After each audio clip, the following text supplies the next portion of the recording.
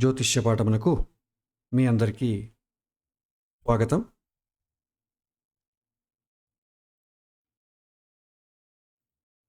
గత వారం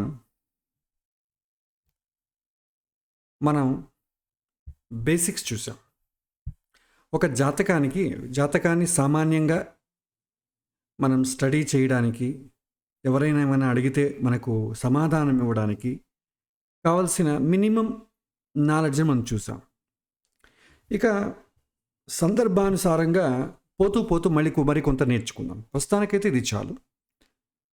ఈ మనం నేర్చుకున్నటువంటి బేసిక్స్ని ఒకసారి పునరావలోకనం చేసుకుంటే, ఇందులో కేవలం మీరు ముఖ్యంగా దృష్టి పెట్టవలసినటువంటివి మాత్రం చెప్తాను. దీన్ని మాత్రం మీరు నేర్చుకుంటే ప్రస్తుతానికి చాలు. మనకు 27 నక్షత్రాలు నోటికి రావాలి. సీక్వెన్స్గా, వరుస క్రమంలో, ఎక్కడి నుంచి ఏ నక్షత్రం నుంచి అడిగినా కూడా వరుస క్రమంలో అన్ని నక్షత్రాలు చెప్పడానికి రావాలి. ఇది చాలా ముఖ్యం. ఇది ముహూర్త భాగంలో చాలా ఉపయోగపడుతుందండి. అదేవిధంగా జ్యోతిషుడు అన్నప్పుడు మనకు నక్షత్రాల పేర్లు ఖచ్చితంగా వచ్చి ఉండాలి. కాబట్టి దయచేసి అందరూ కూడా దీన్ని బైహార్ట్ చేయడం చాలా మంచిది.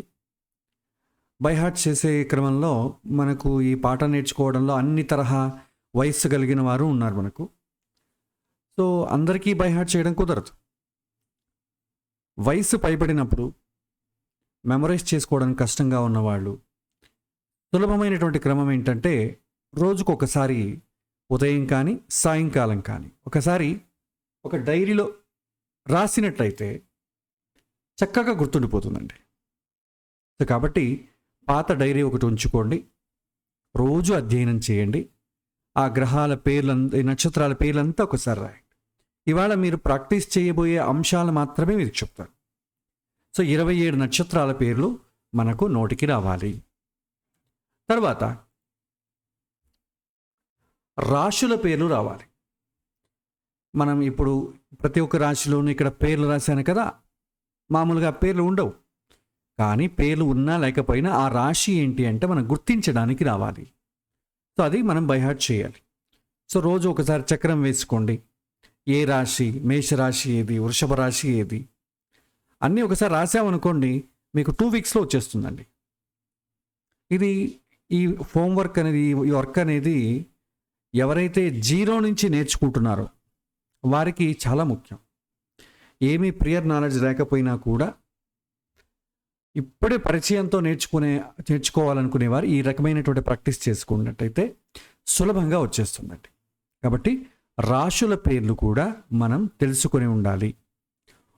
మూడవది గ్రహాలు, వాటి యొక్క స్వక్షేత్రాలు, ఎవరిది ఏ ఇల్లు అనేది మనకు ముఖ్యంగా కావాలి. మేష వృశ్చిక రాశికి కుజుడు అధిపతి, వృషభ తులారాశులకు శుక్రుడు అధిపతి, మిథున కన్యా రాశులకు బుధుడు అధిపతి, కర్కరాశ్యాధిపతి చంద్రుడు, సింహరాశ్యాధిపతి సూర్యుడు, ధనుర్మీన రాశులకు గురువు, మకర కుంభరాశులకు శని. ఈ అధిపతులు మనకు రావాలి. ఎవరైనా ఏదైనా ఒక ఇంటి పేరు చెప్పినట్టయితే ఆ ఇంటికి ఓనర్ ఎవరు, అధిపతి ఎవరు, లార్డ్ ఎవరు అనేది మనకు తెలియాలి. లేకపోతే, ఎందుకంటే చాలా మనకు జాతకంలో ముఖ్యంగా చూడవలసింది ఇదే, చాలా ముఖ్యమండి ఇది. ఇది రాకపోతే మీరు జాతకాన్ని చూడడం కష్టం. ఏ విషయాన్ని చూడాలనేది మనకు గుర్తురాదు. కాబట్టి ఎవరు ఇల్లు ఏది అనేది మనకు రావాలి. కాబట్టి గ్రహాలు, స్వక్షేత్రము అనేటటువంటిది మనం బాగా అభ్యాసం చేయాలి. తర్వాత గ్రహాలు ఉచ్చస్థానము మరియు నీచస్థానం కూడా కావాలి. ఏ గ్రహం ఏ రాశిలో ఉచ్చస్థానం ఉంది, ఏ రాశిలో నీచస్థానం ఉందని తెలుసుకోవాలి. గ్రహం ఏదైతే ఏ రాశిలో అయితే ఉచ్చస్థానం ఉంటుందో అక్కడ నుంచి 7వ ఇల్లు నీచస్థానం అవుతుంది. సూర్యుడు మేషరాశిలో ఉచ్చ, చంద్రుడు వృషభ రాశి, రాహు మిథున రాశి, గురువు కర్కాటక రాశి, కన్యాలో బుధుడు, శని వచ్చి తులారాశి, కేతు వచ్చి ధనుస్సు రాశి, కుజుడు వచ్చి మకరం, శుక్రుడు వచ్చి మీనం. ఈ రాశులలో ఉచ్చస్థానాన్ని కలిగి ఉంటారు.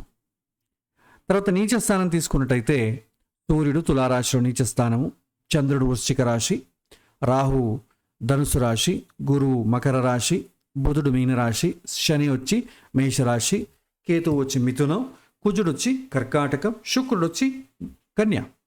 ఈ రాశుల్లో నీచ స్థానం కలిగి ఉంటుంది. ఒక గ్రహం బలంగా ఉందా లేదా అని తెలుసుకోవాలంటే ఖచ్చితంగా మీకు ఉచ్చ నీచ స్వక్షేత్రాలు తెలిసి ఉండాలి. కాబట్టి దీన్ని కూడా మీరు చక్కగా బైహార్ట్ చేసుకోవాల్సి ఉంటుంది. తర్వాత ఏ విషయం చూడాలి జాతకంలో మనం తెలుసుకోవాల్సింది ఏంటంటే ఒక చిన్న మెలకువ మీకు చెప్తానండి. సులభంగా జ్యోతిష్యం రావాలంటే మీకు మొదట ఎవరైనా ఏమైనా అడిగితే మొదట ఏ ప్రశ్న అడుగుతున్నాడు అనేది మనం తెలుసుకోవాలి. ప్రశ్నకి సంబంధించే మీరు జాతకాన్ని చూడాల్సి ఉంటుంది. చాలామంది తప్పటడుగు వేసేది ఇక్కడే అండి. మనం చూస్తూ ఉంటాం, టీవీలో కావచ్చు, ఎవరైనా మాటల్లో కావచ్చు, ఊరికే జాతకంలో గ్రహాలు అలా చూసేస్తూ ఉంటారు. సూర్యుడు గురువు మేషరాశిలో ఉన్నాడు, ఎలా ఉంటుంది? శని శుక్రుడితో కలిపి రాహువు చూస్తున్నాడు, ఎలా ఉంటుంది? ఇలా చెప్తూ ఉంటారు. సో దీనికి ఏముండదండి. మనం ఆరోగ్య విషయానికి చూసినట్టయితే నా ఒళ్ళు వేడిగా ఉంది, ఇప్పుడు ఎలా ఉంది, ఏమై ఉండొచ్చు, ఏ రోగం అయి ఉండొచ్చు, ఒక్కొక్క దానికి ఒక్కొక్క రకమైనటువంటి సిమ్టమ్ ఉంటుందండి. రోగం మనం తెలిసినట్టయితే ఏ విధంగా శరీరంలో సిమ్టమ్ ఉండదని చెప్పచ్చు. సిమ్టాన్ని బట్టి ఏ రోగం అని ఖచ్చితంగా చెప్పలేం. ఏదైనా ఉండొచ్చు. గుండెలో మంట అని అనుకోండి, హార్ట్కి సంబంధించిన ప్రాబ్లం అయి ఉండొచ్చు, లేకపోతే గ్యాస్ట్రిక్ ప్రాబ్లం అయి ఉండొచ్చు. అదే గ్యాస్ట్రిక్ ప్రాబ్లం అయితే ఎలా ఉంటుందంటే ఖచ్చితంగా చెప్పచ్చు. కాబట్టి ఇక్కడ మనం తెలుసుకోవాల్సింది ఏంటంటే ఎవరైనా కూడా జ్యోతిష్యుడిని ఏదైనా ప్రశ్న అడిగినా లేదా అడగకపోయినా మొదట మీరు ప్రశ్న అనేది వేసుకోవాలి. వాళ్ళు అడిగితే పర్లేదు, లేదా వాళ్ళ పరంగా మీరే ప్రశ్న వేసుకోవాలి. ఆ ప్రశ్నను బట్టే మీరు జాతకంలో గ్రహాలను చూడాల్సి ఉంటుంది. సో అందులో ఏదైనా ప్రశ్న అడిగితే ఆ ప్రశ్నకు సంబంధించి ఏ గ్రహాన్ని చూడాలి అని తెలియాలి మనకు. అందుకోసం మనం గ్రహాలకు 2 రకాలటువంటి డ్యూటీస్ ఉంటాయి. ఒకటి న్యాచురల్ డ్యూటీ, రెండవది అడిషనల్ డ్యూటీ, సహజ కారకుడు, ఆధిపత్య కారకుడు. సో దీన్ని మనం స్టడీ చేయాల్సి ఉంటుంది. సహజ కారకుడు మనకు కావాల్సినవన్నీ ఎక్కువ అవసరం లేదండి. మనం పాతకాలంలో అయితే పిల్లలు జ్యోతిష్యాన్ని మెయిన్ స్ట్రీమ్లో నేర్చుకునేవాడు. మనం ఇప్పుడు మెయిన్ స్ట్రీమ్లో నేర్చుకోవడం లేదు, మనం హాబీ కింద నేర్చుకుంటున్నామండి. ఏదో ఖాళీ సమయాల్లో ఒక 6 నెలల్లోనూ 1 సంవత్సరం పాటు నేర్చుకుంటున్నాం. జ్యోతిష్యం నేర్చుకోవడానికి 1 సంవత్సరంలో నేర్చుకోవడం అనేది సాధ్యపడదు. మనం చిన్నప్పటి నుంచి ఆ శ్లోకాలని బాయిపాఠం చేసి దాన్ని మనం ఏ సందర్భంలో ఏ సూత్రం వాడాలని తెలియాలి. అప్పుడే మనకు నిజమైనటువంటి జ్యోతిష్యం వస్తుంది. కానీ మనం మెయిన్ స్ట్రీమ్లో నేర్చుకోవట్లేదు కాబట్టి జనాలకి ఏ ప్రశ్న కావాలో, ఏ సమస్య ఉంటుందో దానికి మాత్రం మనం ఆన్సర్ తెలుసుకుంటాం. అందరికీ కావాల్సింది ఏంటి? విద్య, ఉద్యోగము, వివాహము, సంతానము. ఈ 4 అందరికీ కామన్. కొంతమంది ఇళ్ళ గురించి అడగచ్చు, కొంతమంది వాహనం గురించి అడగచ్చు, కొంతమంది ఆరోగ్యం గురించి అడగచ్చు, కొంతమంది డబ్బు గురించి అడగచ్చు. అందరికీ అలాంటి ప్రశ్నలు అడగరు. కానీ అందరికీ కావాల్సిన ప్రశ్న ఏంటి? విద్య, ఉద్యోగం, వివాహం, సంతానం. కాబట్టి సమాజంలో అందరూ ఏదైతే కోరుకుంటారో, సామాన్యంగా ఎలాంటి ప్రశ్నలు అడుగుతారో మనం ముందుగా ఊహించి వాటికి సంబంధించిన ఏ గ్రహము చూడాలి, సహజ కారకుడు ఎవరు, ఆధిపత్య కారకుడు ఎవరు చూసుకోవాలి. ముందుగా దాన్ని గుర్తించాలి. ప్రతి ఒక్క ప్రశ్నకి 2 గ్రహాలు ఉంటాయండి. ఒకటి సహజ కారకుడు, రెండవది ఆధిపత్య కారకుడు. ఏ ప్రశ్నను తీసుకోండి, సహజ కారకుడు మన లోపల ఏ విధంగా ఉందని చెప్తాడు. ఆధిపత్య కారకుడు మనం చేసినటువంటి పుణ్యపాపాల ద్వారా బాహ్యంగా ఏ విధంగా జరుగుతుందని చెప్తాడు. ఇవి 2 ప్రెడిక్షన్లో చాలా ఇంపార్టెంట్. ఏదో ఒకటి తీసుకుంటే కుదరదు, రెండింటినీ మనం చూడాల్సి ఉంటుంది. ఏదైనా మనం వస్తువు కోరుకున్నప్పుడు ఆ వస్తువు బాహ్యంగానూ దొరకాలి. బాహ్యంగా దొరికితే ఒక రకమైనటువంటి ఆనందం, అంతరంగంలో తృప్తి కూడా ఇవ్వాలి. ఏదో మంచి మనం బయట తినుబండారాలు తింటూ ఉంటామండి, చూడడానికి చాలా అందంగా ఉంటుంది. అది చూడడానికి కూడా చాలా అందంగా హైజీనిక్గా కనిపించాలి. అది తిన్న తర్వాత తృప్తి కూడా వేయాలి. ఈ 2 చాలా ఇంపార్టెంట్. మీరు బయట చాలా చోట్ల మనకు తినుబండారాలు అమ్ముతూ ఉంటారు, పానీపూరి ఇలాంటివి చాలా. అక్కడ మనకు నీట్నెస్ చూస్తాం, ఎలా ప్రిపేర్ చేస్తున్నాడు, చాలా నీట్గా ఉందా లేదా, మురికి గుంటల పక్కల బండి పెట్టుకున్నాడా, ఇవన్నీ మనం చెక్ చేసుకుంటాం. అవన్నీ తీసుకుంటే ఒక రకమైనటువంటి ఆనందం. తిన్న తరువాత టేస్ట్ అవన్నీ మనం అనుకున్నట్టుగా ఉంటే ఇంకొక రకమైన ఆనందం. 2 మనకు ఉండాలి. కాబట్టి ఏ వస్తువు అయినా సరే, ఏ విషయమైనా సరే, వ్యక్తి అయినా సరే, బాహ్యంలోనూ అంతరంగంలోనూ రెండు రకాలుగా ఆనందం ఇవ్వాలి. కాబట్టి సహజ కారకుడెవరు, ఆధిపత్య కారకుడెవరు నేర్చుకోవాలి. సో ఇందులో విద్యకు బుధుడు సహజ కారకుడు, ఆధిపత్య కారకుడు ఎవరవుతారు? 4వ ఇంటి అధిపతి. ఉద్యోగానికి లేక బిజినెస్కి శని సూర్యుడు 10వ ఇంటి అధిపతి. వివాహానికి శుక్రుడు కారకుడు, 7వ ఇంటి అధిపతి చూస్తాం. సంతానానికి గురువు 5వ ఇంటి అధిపతి. ఇంటికి కుజుడు 4వ ఇంటి అధిపతి. అదేవిధంగా వాహనానికి శుక్రుడు 4వ ఇంటి అధిపతి. ఇలా 2 గ్రహాలను మనం చూస్తాం. ఇది మనం ఆల్రెడీ పాఠం నేర్చుకున్నాం. తర్వాత త్రికోణ స్థానాలంటే ఏవి, కేంద్ర స్థానాలంటే ఏవి, దుష్ట స్థానాలంటే ఏవి, తటస్థ స్థానాలంటే ఏవి తెలుసుకోవాలి. ఎందుకంటే మనం ఏదైనా ప్రశ్న అడిగినప్పుడు ఎవరైనా పూర్వజన్మ నుంచి ఏదైనా పుణ్యం తీసుకొచ్చాడనుకోండి అనుకూలమవుతుందని చెప్తాం. పాపం తీసుకొచ్చాడనుకోండి ప్రతికూలంగా ఉంటుందని చెప్తాం. సో పుణ్యము పాపము ఈ రెండిట్లో ఏది ఉంది అని తెలియాలంటే పుణ్యాన్ని సూచించే ఇళ్ళు ఏవి, పాపాన్ని సూచించే ఇళ్ళు ఏవి తెలుసుకోవాలి. త్రికోణ స్థానాలు, కేంద్ర స్థానాలు పుణ్యాన్ని సూచిస్తుంది. దుష్ట స్థానాలు పూర్వజన్మలో చేసినటువంటి పాపాన్ని సూచిస్తుంది. తటస్థ స్థానము పుణ్యము కాదు, పాపము కాదు. ఇది మనకు తెలిసి ఉండాలి. త్రికోణములు అంటే 1, 5, 9, కేంద్ర స్థానాలంటే 4, 7, 10, దుష్ట స్థానాలంటే 6, 8, 12, తటస్థ స్థానాలంటే 2, 3, 11. ఇది మనం నేర్చుకున్నాం ఆల్రెడీ.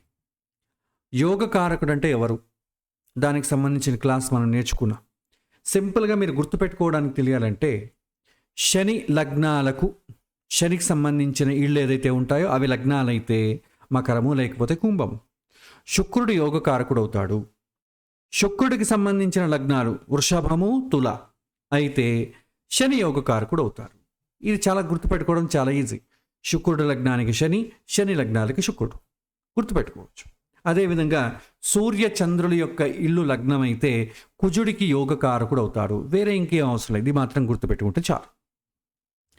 తర్వాత శుభ గ్రహాలు, పాపగ్రహాలు. శుభాన్ని సూచించే గ్రహాలు అంటే పూర్వజన్మలో చేసినటువంటి పుణ్యాన్ని సూచించే గ్రహాలు, పూర్వజన్మలో మనం చేసుకున్నటువంటి పాపాలను సూచించే గ్రహాలు. సో పుణ్యాన్ని సూచించే గ్రహాల్ని గురువు, శుక్రుడు, శుభగ్రహాలతో ఉన్నటువంటి బుధుడు, వృద్ధి చంద్రుడు అంటే వెలుగు ఉన్నటువంటి చంద్రుడు, వీరంతా కూడా శుభగ్రహాల కిందికి వస్తారు. ఇక శని, అదే కుజుడు, రాహుకేతువులు, పాపగ్రహాలతో ఉన్నటువంటి బుధుడు, క్షీణచంద్రుడు, వీళ్ళంతా కూడా పాపాన్ని సూచిస్తారు. గత జన్మలో చేసుకున్నటువంటి పాపాలని సూచిస్తారు. ఈ గ్రహాలను బట్టి మనం పుణ్యం చేశామా, పాపం చేశామా అనేది ఈజీగా తెలుసుకోవచ్చు. సూర్యుడు రెండిటికి సంబంధించింది కాదండి. శుభగ్రహం, తటస్థ గ్రహం అంటాం, లేకపోతే క్రూర గ్రహం అంటాం. మంచి అయితే మంచి, చెడు అయితే చెడు, రెండు కూడా ఎక్స్ట్రీమ్గా ఉంటాయి. అది మనం ప్రాక్టికల్గా చూసేటప్పుడు మనం దాని గురించి చెప్పుకోవచ్చు. తర్వాత కేంద్రాధిపత్య దోషం. సో కేంద్రాధిపత్య దోషం గుర్తుపెట్టుకోవడం చాలా ఈజీ, బట్ ఇది లేకపోయినా కూడా ప్రస్తుతానికి మనకి ఇబ్బంది లేదు. కేంద్రాధిపత్య దోషం వల్ల లౌకికానికి వచ్చినటువంటి సమస్య ఏం లేదు. అన్నీ ఉన్నాయండి కానీ ఎందుకో మనశ్శాంతి లేదు అని అంటుంటారు కదా, ఆ సందర్భంలో ఇది చూస్తాం. సో అలాంటి ప్రశ్న చాలా రేర్గా అడుగుతారు కాబట్టి దీని గురించి అంత అవసరం లేదు. గుర్తుపెట్టుకోవాలంటే గురువుల యొక్క లగ్నాలకు బుధుడికి కేంద్రాధిపత్య దోషం వస్తుంది, బుధుడి యొక్క లగ్నాలకు గురుగ్రహానికి కేంద్రాధిపత్య దోషం వస్తుంది. ఇది గుర్తుపెట్టుకుంటే చాలు, ప్రస్తుతానికైతే అవసరం లేదు. తర్వాత శుభ సంబంధమా పాప సంబంధమా, ఏదైనా విషయం అడిగినప్పుడు అది మంచి అవుతుందా చెడు అవుతుందా అని తెలుసుకోవాలంటే పుణ్య సంబంధం వచ్చిందనుకోండి, పుణ్యం సూచిస్తే మంచి అవుతుంది, పాపం సూచిస్తే చెడు అవుతుంది. గత జన్మలో పుణ్యం చేసున్నాడని ఎలా తెలుస్తుంది అంటే శుభగ్రహాల సంబంధం వస్తుంది. సో గత జన్మలో పాపం చేశాడు ఈ విషయంలో అంటే అర్థం ఏంటి, పాపగ్రహాల సంబంధం వస్తుంది. దాన్ని బట్టి ఒక విషయం శుభమా అశుభమా అని మనం తెలుసుకోవచ్చు. ఇందులో 3 రకాల సంబంధాలు ఉంటాయండి. శుభ సంబంధం కానీ పాప సంబంధం కానీ 3 ఉంటాయి. స్థాన సంబంధము, సంయోగ సంబంధము, దృష్టి సంబంధము. లాస్ట్ క్లాస్లో వీటి గురించి మనం తెలుసుకున్నాం. శుభగ్రహాలతో శుభస్థానాలంటే ఏంటి, కేంద్రము, త్రికోణం. వాటిలో ఏదైనా గ్రహం ఉందనుకోండి పుణ్యం చేశాడంట. అదే 6, 8, 12 పాపక స్థానాలు అంటాం. వాటిలో ఏదైనా గ్రహం ఉందనుకోండి, పాపం చేశాడని అంటాం. అదేవిధంగా శుభగ్రహాలంటే ఏంటి? గురువు, శుక్రుడు, శుభగ్రహాలతో కలిసినటువంటి బుధుడు, వృద్ధి చంద్రుడు. వీళ్ళతో కలిసి ఉంటే అప్పుడు శుభ సంయోగము అంటాం. పాపగ్రహాలు శని, రాహు, కుజుడు, కేతువు, పాపగ్రహాలతో కలిసినటువంటి బుధుడు, క్షీణచంద్రుడు. వీళ్ళతో ఏదైనా గ్రహం కలిసి ఉందనుకోండి, పాప సంయోగము అంటాము. చివరికి దృష్టి సంబంధం. శుభగ్రహాలు చూస్తే శుభ దృష్టి, పాపగ్రహాలు చూస్తే పాప దృష్టి. ఈ దృష్టి విషయానికి వస్తే అన్ని గ్రహాలకు 7వ ఇంటి సంబంధం, 7వ దృష్టి ఉంటుందండి. విశేషంగా కుజుడికి 7వ ఇంటితో పాటు 4, 8 దృష్టి ఉంటుంది. గురువుకు 5, 9, శనికి 3, 10. గత వారం పాఠంలో మనం ఇదంతా నేర్చుకున్నాం. ఇది కూడా మనం బాగా నేర్చుకోవాలి, లేకపోతే మనం జాతకాన్ని అనలైజ్ చేయడం కుదరదు. తర్వాత సహజ మైత్రి విషయానికి వస్తే ఒక గ్రహం మిత్రుడా శత్రువా ఎలా తెలుస్తుంది? దానికి 3 రకాలైనటువంటి మైత్రులు ఉన్నాయని మనం గత వారం పాటలో నేర్చుకున్నాం. సహజ మైత్రి, తాత్కాలిక మైత్రి, పంచద మైత్రి. ఇందులో ప్రస్తుతానికి మనం అభ్యాసం చేస్తున్నాం కాబట్టి సహజ మైత్రిని మాత్రం మీరు గుర్తుపెట్టుకుంటే చాలు. సూత్రం ఏంటి? ఏదైనా ఒక గ్రహం తన యొక్క మూల త్రికోణ స్థానం నుంచి 1, 2, 4, 5, 8, 9, 12 స్థానాల అధిపతులు ఎవరైతే అవుతారో వాళ్ళు మిత్రులు అవుతారు. 3, 6, 7, 10, 11 స్థానాలకు సంబంధించిన అధిపతులు ఎవరవుతారో, ఎవరిదైతే ఇల్లు అవుతుందో వాళ్ళు శత్రువులు అవుతారు. ఏదైనా ఒక గ్రహానికి ఒక మిత్రాధిపత్యమో ఒక శత్రు ఆధిపత్యం వచ్చిందనుకోండి, సముడవుతాడు. ఇది మనం గత వారం పాఠంలో నేర్చుకున్నాం. ఇది మనం ఈ సూత్రం గుర్తుంటే చాలు. మీకు గుర్తుపెట్టుకోవడం కష్టం అంటే ఈ టేబుల్ను నేర్చేసుకోవాలి. బైహార్ట్ చేయడం అంటే చదవడం ముందు రోజుకు ఒకసారి రాశారనుకోండి, ఆటోమేటిక్గా వచ్చేస్తుందండి. సూర్యుడికి చంద్రుడు, కుజుడు, గురువు మిత్రులవుతారు. బుధుడు వచ్చి సముడవుతాడు. శుక్రుడు, శని శత్రువులు అవుతారు. చంద్రుడికి సూర్యుడు, బుధుడు మిత్రులు, కుజుడు, గురువు, శుక్రుడు, శని సములు, శత్రువులు ఎవరూ లేరు. రోజుకొకసారి చూసి రాయండి. ఇలా రోజు రాస్తూ ఉన్నారనుకోండి, 2 వీక్స్లో మీకు చూడకుండానే మీరే రాసిస్తారండి. అలాగే రాసి అలవాటు చేసుకోండి. బైహార్ట్ చేయడం ఈ ఏజ్లో కానీ ఇప్పుడున్నటువంటి బిజీ లైఫ్లో మనం చేయలేము. ఇది మీరు చేయవలసిన టాస్క్. ఇక తాత్కాలిక మైత్రి అంటాం చూడండి. ఏదైనా ఒక గ్రహం, సపోజ్ శుక్రుడు తీసుకోండి. శుక్రుడు తీసుకుంటే శుక్రుడు నుంచి ఇటువైపు 3 ఇళ్ళు, ఇటువైపు 3 ఇళ్ళు, వెనక వైపు ఈ ఇంట్లో ఎవరైనా ఉన్నారనుకోండి, వాళ్ళ మిత్రులు అవుతారు. ఇది మనకు తెలిసిందే. ఇది ప్రస్తుతానికి మనం నేర్చుకునే దశలో మనకి దక్కర్లేదు. మీరు ప్రాక్టీస్ చేస్తారు కదా, అప్పుడు దీన్ని మనం చూడొచ్చు. ప్రస్తుతానికైతే ఇది అవసరం లేదు. ఇక పంచద మైత్రి అంతే. పంచద మైత్రిలో సహజంగా మిత్రుడు, తాత్కాలికంగా మిత్రుడైతే అతడు అతి మిత్రుడు అవుతాడు. అదే సహజంగా సముడు, తాత్కాలికంగా మిత్రుడైతే జస్ట్ మిత్రుడు. సహజంగా మిత్రుడు, తాత్కాలికంగా శత్రువు అయితే అతను సముడవుతాడు. సహజంగా సముడు, తాత్కాలికంగా శత్రువు అయితే అతను శత్రువు అవుతాడు. 2 చోట్ల శత్రువు అయ్యాడు అనుకోండి, అతి శత్రువు అవుతాడు. ఇది మనం గత వారం పాఠంలో నేర్చుకున్నాం. ప్రస్తుతానికి ఇది అవసరం లేదు, మనం ముందు నేర్చుకోవచ్చు. సో ఓవరాల్గా మీరు రోజు చేయవలసింది ఏంటంటే నక్షత్రాల పేర్లు, గ్రహాల పేర్లు, రాశుల పేర్లు వచ్చేయాలి. గ్రహాల యొక్క ఉచ్చస్థానము, స్వక్షేత్రము, నీచస్థానము రావాలి. గ్రహాలకు సంబంధించిన సహజ కారకత్వాలు, ఆధిపత్య కారకత్వాలు రావాలి. అంటే విద్య, ఉద్యోగం, వివాహ సంతానకి ఏ గ్రహం ఇంపార్టెంటు, ప్రతి ఒక్క విషయానికి 2 గ్రహాలు ఉంటాయి, కారకుడు, అధిపతి. అవి మనకు రావాలి. శుభగ్రహాలంటే ఏంటి, పాపగ్రహాలంటే రావాలి. శుభ సంబంధం అంటే ఏంటి, పాప సంబంధం అంటే ఏంటి రావాలి. సంబంధము అంటే స్థాన సంబంధము, సంయోగ సంబంధము, దృష్టి సంబంధం. చివరిగా గ్రహమైత్రి. ఈ గ్రహమైత్రిలో సహజ మైత్రి అని ఒకటి ఉంది కదా, అది మాత్రం మీరు నేర్చుకుంటే చాలు. సో ఇది ప్రస్తుతానికి మనకి కావాల్సింది. ఇది ఇంకా మనకు ప్రెడిక్షన్ వెళ్ళడానికి ఒక 2 నుంచి 3 వారాలు పడుతుందండి. ఈ 3 వారాలలో ఇది దాదాపు అన్ని వచ్చేసేయాలి. వస్తే మాత్రమే మీకు జాతకం చూడడం అనేది కుదురుతుంది. ఈ బేసిక్స్ రాలేదనుకోండి, మీరు జాతకాన్ని చూడలేరు. కాబట్టి ఇది సాధ్యమైనంత నేర్చేసుకోవడానికి ప్రయత్నించండి. రోజుకి ఒక్కసారి రాయండి. 10 నుంచి 20 నిమిషాల కన్నా ఎక్కువ సమయం పట్టదు. ఉదయమైనా రాయండి, రాత్రి పడుకోబోయే సమయమైనా రాయండి. రాసి అలవాటు చేసుకున్నట్టయితే ఆటోమేటిక్గా వచ్చేస్తుందండి. ఎంత మనకు ఏజ్ అయినా కూడా, మెమరీ పవర్ నాకు లేదండి అన్నా కూడా ఖచ్చితంగా వచ్చేస్తుంది. సో ఇది మీకు ఇవ్వబోయే టాస్క్. తర్వాత ఇవాళ పాఠంలో మనం అంతా బాగానే ఉంది, బేసిక్స్ నేర్చుకున్నాం కదా. ఇప్పుడు మొదట ఎక్కడ మొదలుపెట్టాలి, ఇది చాలా ముఖ్యమండి. జ్యోతిష్యులు చాలామంది జ్యోతిష్యం నేర్చుకుంటారండి, కానీ ఒక్కొక్కరిది ఒక్కొక్క స్టైల్ ఉంటుంది, ఒక్కొక్కరు ఒక్కొక్క పద్ధతిలో చూస్తారు. కానీ శాస్త్రము సిస్టమేటిక్గా ఒక వరుస క్రమంలో దేనిని మొదట చూడాలి, తర్వాత దేనిని చూడాలి, దేనికి ఎక్కువ ప్రయారిటీ ఇవ్వాలి, దేనికి తక్కువ ప్రయారిటీ ఇవ్వాలి, ఒక వరుస క్రమంలో నేర్చుకోవడం ద్వారా ఎక్కడ దేన్ని వదిలిపెట్టడం అనేది ఉండదు. చాలా సులభంగా మనం జ్యోతిషం నేర్చేసుకోవచ్చు, ఎలాంటి కన్ఫ్యూజన్ ఉండదు. లేకపోతే కన్ఫ్యూజన్ ఏర్పడుతుంది. అన్నీ వస్తాయి మనకు, బేసిక్స్ అన్నీ వచ్చు, కానీ ఎలా చూడాలి, మొదట ఏది చూడాలి, ఈ సమయంలో ఇది చూడాలా, ఇలా కన్ఫ్యూజన్ ఏర్పడుతుంది. కాబట్టి నేను చెప్పే వరుస క్రమంలోనే మీరు అభ్యాసం చేసినట్టయితే మీకు సులభంగా జ్యోతిష్యం వచ్చేస్తుందండి. ఎక్కువ కష్టపడాల్సిన అవసరం లేదు, కన్ఫ్యూజ్ చేసుకోవాల్సిన అవసరం లేదు. మనకు సమస్య వచ్చినప్పుడు ఇంకొకరిని అడగాల్సిన అవసరం అంతకంటే ఉండదు. సో ఈ ప్రిన్సిపల్స్ ఇవాళ నేను ఏదైతే చెప్తానో దాన్ని అదే విధంగా ఫాలో అవ్వడానికి ప్రయత్నించండి. ఇందులో సీరియస్గా జ్యోతిష్యం నేర్చుకోవాలి అనుకున్న వాళ్ళు ఈ పద్ధతిని ఫాలో అవ్వండి. చాలామంది పాపం ఈ ఏజ్లో మనం ఏం నేర్చుకుంటాం, ఏదో ఖాళీ సమయంలో ఉండడానికి ఏదో కొద్దిగా నేర్చుకున్నాం, కొద్దిగా చెవులో వెళ్తే మంచిది అనుకున్న వాళ్ళకి ఇబ్బంది ఏం లేదండి. మీరు చాలా కష్టపడకండి, జస్ట్ మెళకువలు ఏవైతే ఉంటే వాటిని నేర్చుకోండి. సీరియస్గా మనం నేర్చుకోవాలి, ఎందుకంటే జ్యోతిష్యం అనేది వృద్ధాప్యంలోనే బాగా వస్తుందండి. యువకులకు అంతగా అర్థం కాదు. జ్యోతిష్యం అనేది అంత విచిత్రమైన సబ్జెక్ట్. ఏజ్ అవుతున్న కొద్దీ అనుభవం చాలా పెరుగుతుంది వాళ్ళకి, చాలా, ఎందుకంటే జీవిత అనుభవం ఏజ్ అయిన వాళ్ళకే ఉంటుంది కాబట్టి వాళ్ళకు త్వరగా వచ్చేస్తుంది.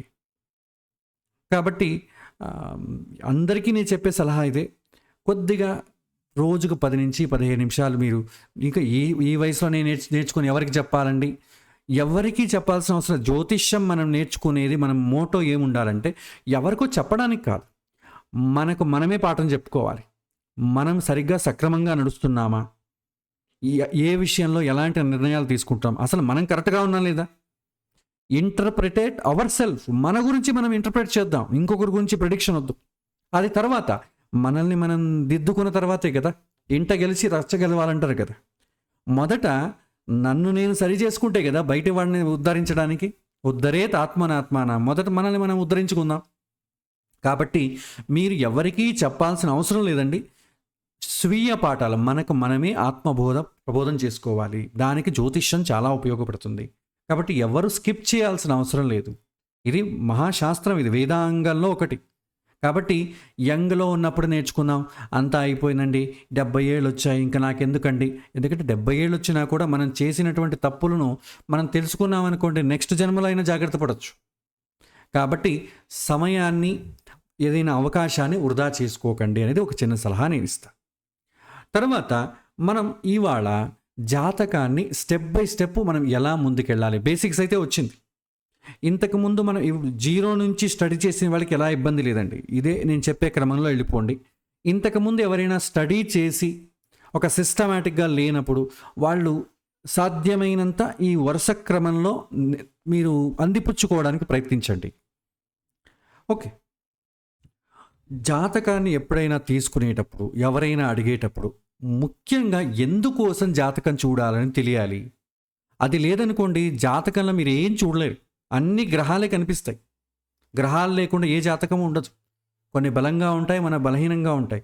వాటిని చూసి మనం ఏం చెప్పలేం. వాటిని చూసి మీరు చెప్పాలంటే చిన్నప్పటి నుంచి జ్యోతిష్యాన్ని మెయిన్ సబ్జెక్టుగా తీసుకొని మీరు చదవాలి. అలా అయితే జాతకం చూస్తేనే వీడి జీవితం ఇలా ఉంటుంది, అలా ఉంటుంది చెప్పేసేయచ్చు. ఏదో ఒక 6 నెలలు, 1 సంవత్సరం పాటు మనం నేర్చుకొని ఒక 2 సంవత్సరాలు ప్రాక్టీస్ చేసినంత మాత్రాన సబ్జెక్టు మన వశం అయిపోయింది అనుకోవడం చాలా పెద్ద మూర్ఖత్వం అవుతుంది. కాబట్టి మనం ఏం చేయాలంటే ఎవరు ఏవైనా అడిగినా కూడా మొదట ఎందుకోసం అడుగుతున్నారు, అతని యొక్క ప్రశ్న ఏంటి అని మీరు తెలుసుకోవాలి. అతను అడిగైనా తెలుసుకోండి, అడగకపోతే మీరు ఊహించండి అతను ఎందుకోసం అడుగుతున్నాడు అని. ఆ ప్రశ్న తెలుసుకోవాలి. ఆ ప్రశ్నకు సంబంధించి ఏదైనా ప్రశ్న తీసుకోండి, ప్రశ్నకు సంబంధించిన 2 గ్రహాలు ఉంటాయి. ఆ 2 గ్రహాలలో ఒకటి సహజ కారకత్వం, రెండవది ఆధిపత్య కారకం. ఈ 2 గ్రహాలు ఉంటాయి కదా, ఈ 2 గ్రహాలను మీరు తెలుసుకోవాలి. ఆ 2 గ్రహాలు తెలుసుకోకుండా మీరు జాతకంలో ముందుకెళ్ళకండి. తరువాత ఎవరు ఏదైతే ప్రశ్న అడిగారో దానికి సంబంధించి మాత్రం చూడండి, వేరే చూడకండి. మనం కడుపు నొప్పిని డాక్టర్ దగ్గరికి వెళ్ళామనుకోండి, కడుపు నొప్పికి సంబంధించింది మాత్రమే టెస్ట్ చేస్తాడు, దానికి సంబంధించిన సిమ్టమ్సే చూస్తారు. హార్ట్కి సంబంధించింది అయితే హార్ట్కి సంబంధించింది మాత్రమే చూస్తారు, ఇంకొకటి చూడరు. దీన్ని రిడక్షనిస్ట్ సైన్స్ అంటాం. అంత రిడక్షన్, ఎందుకంటే మనం ఏం అడిగాము సిమ్టమాటిక్ ట్రీట్మెంట్ అంటాం. ఏం అడిగామో దానికి మాత్రమే వాడిస్తాడు. జ్వరానికి ఒక టాబ్లెట్, తలనొప్పి ఉందా, జలుబు ఉందా, ప్రతి ఒక్కదానికి ఒక్కొక్క టాబ్లెట్ ఇస్తాడు. సో జ్యోతిష్యంలో కూడా అంతే, ఏదైతే ప్రశ్న అడుగుతారో దానికి సంబంధించిన గ్రహాలనే చూడండి, మిగతా గ్రహాలు అక్కర్లేదు, ఎందుకంటే కన్ఫ్యూజ్ అవుతారు. ప్రశ్నకు మొదట రావాలి, ప్రశ్నకు సంబంధించిన గ్రహాలు మాత్రం తీసుకోవాలి. అతను ఏదైతే ప్రశ్న అడిగాడో దానికి సంబంధించిన గ్రహాలు ఏవి, సహజ కారకత్వము, ఆధిపత్య కారకత్వము, ఇది రెండూ మీరు తెలుసుకోవాలి. ఆ గ్రహాలు తెలుసుకున్నారనుకోండి, తర్వాత అతను ఈ జన్మలో పుణ్యం తీసుకొచ్చాడా పాపం తీసుకొచ్చాడా తెలియాలి. పుణ్యం తీసుకొస్తే అనుకూలము, పాపం తీసుకొస్తే ప్రతికూలం. ఆ పుణ్యం పాపం ఎలా తెలుస్తుంది అంటే శుభగ్రహాలు పాపగ్రహాల సంబంధం చూడాలి. మనం నేర్చుకున్నాం. సంబంధము అంటే స్థాన సంబంధము, సంయోగ సంబంధము, దృష్టి సంబంధం. ఈ మూడింటిని చూసినట్టయితే ఈ జన్మలో అతను అనుకూలమా ప్రతికూలమా తెలుస్తుంది. అనుకూలమైతే ఎప్పుడు వస్తుంది, ప్రతికూలమైతే నేనేం చేయాలి, ఈ విషయం నేర్చుకుంటాం. సో ఇది వరుస క్రమంలో మనం చేయాలి. ఈరోజు మనం అభ్యాసం చేద్దాం ప్రాక్టికల్గా. జాతకం చూస్తూనే మీరు చేయవలసింది ఏంటి అనేది నేను చెప్తాను. తర్వాత కొన్ని సాంప్రదాయాల్లో మనం ఎక్కువ వాడేది సౌత్ ఇండియన్ చార్ట్ ఎక్కువ వాడతామండి. కొంతమంది నార్త్ ఇండియన్ చార్ట్ వాడతారు. ఒక్కోసారి ఎవరో జాతకం ఇస్తారు చూడండి అంటారు, అది నార్త్ ఇండియన్ చార్ట్ లాగా ఉంటుంది. సరే, మనం దాన్ని ఎలా చూడాలి, మనం దాన్ని నేర్చుకోలేదు. అయినా ఎవరు ఏ చార్ట్ వచ్చినా కూడా డేట్ ఆఫ్ బర్త్ టైం ఉంటే మనం యాప్లో వేసుకుంటాం, లేకపోతే మీరు కన్వర్ట్ చేసుకోవాల్సి వస్తుంది. సో అది ఎలా చేయాలనేది మనం ఇవాళ చూద్దాము. సో ఇప్పుడు ప్రస్తుతం ఉన్నటువంటి మీకు అందరికీ యాప్స్ ఉన్నాయి. లాస్ట్ క్లాస్లో నేను చెప్పాను, కంప్యూటర్కి సంబంధించిన యాప్ వాడచ్చు, ఆండ్రాయిడ్ ఫోను, ఐఓఎస్ ఫోను, దానికి సంబంధించిన మీరు యాప్ వేసుకొని డే టు టైం వేసుకున్నట్టయితే ఆ రోజు గ్రహాలు ఎక్కడెక్కడ ఉన్నాయో తెలుస్తుంది. సో ఇవాళ నేను వేస్తానండి. ఇప్పుడు ప్రస్తుతానికి మనం తీసుకున్నటువంటి సమయంలో నేను మొబైల్ ఫోన్ ఉంచేసి నేను గ్రహాలని ఇక్కడ నోట్ చేస్తాను. ఇప్పుడు ప్రజెంట్ ఏదైతే ఉందో లగ్నము అనేది వృశ్చిక లగ్నం అయిందండి. చంద్రుడు మనకు మకర రాశిలో, మీకు తెలుగు ఎవరికైనా స్క్రిప్ట్ రాకపోతే కష్టం అవుతుంది, నేను ఇంగ్లీష్లో రాస్తాను. వృశ్చిక లగ్నం, చంద్రుడు మకర రాశిలో ఉన్నాడు. శుక్రుడు, సూర్యుడు, శుక్రుడు, శని, రాహు, ఈ ముగ్గురు కూడా ప్రస్తుతం మీనరాశిలో ఉన్నారు. బుధుడు మేషరాశి, సూర్యుడు వృషభ రాశి, గురువు మిథున రాశి, కుజుడు కర్కాటక రాశి, కేతు కన్యా రాశి. ఇది అండి గ్రహస్థితి. దీన్ని మనం ఏమంటామంటే సవ్య చక్రము అని అంటామండి. నార్త్ ఇండియన్లో వాడేవాళ్ళు అపసవ్య చక్రము అంటామండి. ఇందులో వైవిధ్యంని చూసినట్టయితే రాశుల పేర్లు మారవండి. ఇది మేషరాశి. ఎప్పుడు కూడా ఈ హౌస్ ఏదైతే అవుతుందో ఇది మేషరాశి. మేషం, వృషభం, మిథునం, కన్య, ఈ పేర్లు మారవండి. ఈ హౌసెస్ స్టాండర్డ్. కానీ నార్త్ ఇండియన్ చార్ట్లో స్టాండర్డ్ ఉండదండి. పేర్లు ఒక్కొక్క ఇల్లు ఏదైతే ఉందో బాక్సులు ఉంటాయో ఆ బాక్సులు పేర్లు మారిపోతాయి, రాశులే మారిపోతాయి, కానీ నంబర్స్ మారవు. మనం ఏం చెప్పుకున్నాం, లగ్నం ఏదైతే అవుతుందో అది మొదటి ఇల్లు అవుతుంది, మిగిలినవి రెండవ ఇల్లు, 3, 4, 5, 6, 7, 8, 9, 10, 11, 12 ఇలాగా. ఏ లగ్నం అయితే దాన్ని పేరు రాస్తాం. ఇక్కడ పేర్లు మారుతాయండి. దీన్ని ఇళ్ళు అంటాం, హౌసెస్ అంటాం. రాశి అంటే మేషము, వృషభము, మిథునము అలా పేర్లు చెప్పుకుంటాం. ఇల్లు అంటే మొదటి ఇల్లు, రెండవ ఇల్లు, ద్వితీయము, తృతీయ స్థానము, చతుర్థ స్థానము, ఫస్ట్ హౌస్, సెకండ్ హౌస్, ఇట్లా ఇంగ్లీష్లో చెప్పుకోవచ్చు. ఇక్కడ సౌత్ ఇండియన్ చార్ట్లో ఏంటంటే రాశుల పేర్లు మారవు, ఈ ఇంటి పేర్లు మారిపోతూ ఉంటుంది. ఏ లగ్నం ఉంటుందో ఆ లగ్నం నంబర్ వేసుకుంటాం. ఇక్కడ ఏంటంటే హౌసెస్ పేరు మారదండి, రాశుల పేర్లు మారిపోతాయి. ఇది ఎప్పుడు కూడా ఇది మొదటి ఇల్లు అవుతుంది. ఇది మొదటి ఇల్లే, చేంజ్ అవ్వదు. ఇది మొదటి ఇల్లు. దీన్ని అపసవ్య చక్రం అంటాం. యాంటీ క్లాక్ వైజ్ మీరు గుర్తించాలి. 1 2 3 4 5 6 7 8 9 10 11 12 ఇలా అపసవ్య చక్రం అంటే. ఇక్కడ నంబర్లు స్టాండర్డ్ అండి, నంబర్లు ఎక్కడా మారవు. ఇక్కడ నంబర్లు వృశ్చికం అయితే ఇక్కడ ఒకటేస్తాం, ధనుసు రాశి లగ్నం అయితే ఇక్కడ ఒకటేస్తాం, నంబర్లు మార్చేస్తూ ఉంటాం. ఇక్కడ నంబర్లు మారవు. రెండవది, ఇక్కడ రాశి పేర్లు స్టాండర్డ్గా ఉంటుంది కదా, ఇక్కడ రాశి పేర్లు స్టాండర్డ్గా ఉండదు. ఇప్పుడున్న సమయానికి వృశ్చిక లగ్నం కదా, ఇక్కడ నేను 1 అని రాసి దీన్ని వృశ్చికము అంటామండి. వృశ్చిక లగ్నము అని అర్థం. ఇక్కడ వృశ్చికం రాశాననుకోండి, ఇదేమవుతుంది? ధనుస్సు అవుతుంది. మకరం, కుంభము, మీనము, మేషము, వృషభము, మిథునము, కన్య, తుల, వృశ్చికము, ధనుస్సు, మకరం, కుంభం, మీనం, మేషం, వృషభం, మిథునం, కన్య, తుల. మిస్ అయింది ఒకటి. ఒక్క నిమిషం అండి, మిస్ అయింది. వృశ్చికము, ధనుస్సు, మకరం అవుతుంది. 4 ఇది కుంభం అవుతుంది. ఇది మీనం, మేషం, వృషభం, మిథునం, కర్కాటకం, సింహం, కన్య, తుల, వృశ్చికం. అంటే రాశి పేర్లు మారిపోతుంటాయండి. సపోజ్ ఎవరైనా ధనుర్లగ్నంలో పుట్టారనుకోండి, ఇక్కడ ధనుస్సు అని రాస్తా. ఇక్కడ ధనుస్సు ఒకటైతే మకరం, కుంభం, మీనం అంటే పేర్లు మారుతాయి కానీ నంబర్లు మారవు. సౌత్ ఇండియన్ చార్ట్లో నంబర్లు మారుతాయి కానీ పేర్లు మారవు. ఇది కన్వర్ట్ చేసుకోవడానికి నేను చెప్తున్నాను. ఇప్పుడు సౌత్ ఇండియన్ చార్ట్ నేను నార్త్ ఇండియన్కి మార్చాలనుకోండి, ఇక్కడ చూడండి, 1వ వీలు చంద్రుడు ఎక్కడున్నాడు? 3వ ఇంట్లో ఉన్నాడు కదా, ఇక్కడ 3వ ఇంట్లో చంద్రుడు అని రాయండి. శుక్రుడు, శని, రాహు 5వ ఇంట్లో ఉన్నారు. ఇక్కడ శుక్రుడు, శని, రాహు అని రాయండి. 6వ ఇంట్లో బుధుడు ఉన్నాడు. 7వ ఇంట్లో సూర్యుడు. తర్వాత గురువు 8వ ఇంట్లో ఉన్నాడు. కుజుడు 9వ ఇంట్లో ఉన్నాడు. కేతు 11వ ఇంట్లో ఉన్నాడు. ఇలా మనం నోట్ చేస్తాం. ఇందులో ఎందుకు ఇలా చేస్తారంటే ఇది చూడండి, 1 4 7 10 దీన్ని పూర్వజన్మ పుణ్యస్థానాలు, కేంద్ర స్థానము అంటాం. కేంద్ర స్థానాలు ఒకే చోటు ఉంటాయండి, అందుకని వాళ్ళు రాస్తారు. సో ఈ విధంగా మీరు నోట్ చేసుకోవచ్చు. సో మనం నేర్చుకోబోయేది సౌత్ ఇండియన్ చార్ట్ మాత్రమే నేర్చుకుంటామండి. నార్త్ ఇండియన్ చార్ట్ మనం నేర్చుకోం. ఇప్పుడు సపోజ్ ఎవరైనా నార్త్ ఇండియన్ చార్ట్ తీసుకొచ్చారనుకోండి, ఏవైనా గ్రహాలు ఇలా ఉంటాయి, ఒక ఎగ్జాంపుల్గా వేశాననుకోండి, సింహ లగ్నము, సింహము అని రాస్తాడు.